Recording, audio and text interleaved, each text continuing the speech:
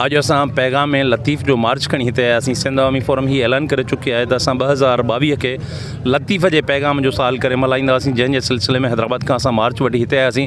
पर जॾहिं असां हिते पहुतासीं त असांखे हीअ बि ख़बर पई त लतीफ़ जे नगरी सां इंतिहाई ज़्यादती कई पई वञे। त जॾहिं मटियारी ज़िले जे अंदरि नओं तालको वजूद में अचे पियो त उहो भिटशा जो बुनियादी हक़ आहे, छाकाणि त लतीफ़ कंहिं इलाइक़े जो पीर कोन्हे को, पर लतीफ़ जे सॼे फ़िक्र में सॼी सिंध ऐं सॼी दुनिया जी ख़ुशहाली समायल आहे।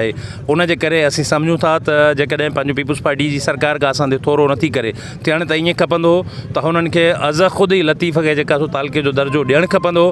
पर जेकॾहिं हू नथा ॾेई सघनि ऐं जिथे जिथे हू पंहिंजूं वाहियातगिरियूं कंदा रहंदा ऐं भिटशा जो अवाम जेको आहे उहो सुजाॻ थी चुको आहे। सिंध अवामी फोरम हिननि सां मुकमल हर घड़ी में गॾु आहे ऐं असीं भिटशा जे रहवासियुनि खे हीउ यकीन था ॾियारियूं त असां हिते त तव्हां सां गॾु आहियूं, पर जॾहिं तव्हां हैदराबाद ईंदो, छाकाणि त असां सभिनी जी रहाइश हैदराबाद में आहे, त असां हैदराबाद में सिंध अवामी फोरम तव्हांजी मेज़बानी कंदी ऐं सॼी सिंध में जिथे जिथे बि भिटशा जे नगरी जे लाइ आवाज़ उथियो त सिंध अवामी फोरम तव्हां सां गॾु हूंदी ऐं इंशाअल्लाह हक़ पिनण सां न मिलंदो आहे, छिनण सां मिलंदो आहे। ऐं असांजी इंशाअल्लाह हीअ जिदोजहद जेका आहे उहा ज़रूरु कामयाबु थींदी ऐं लतीफ़ खे तालके जो दर्जो मिलंदो। महिरबानी।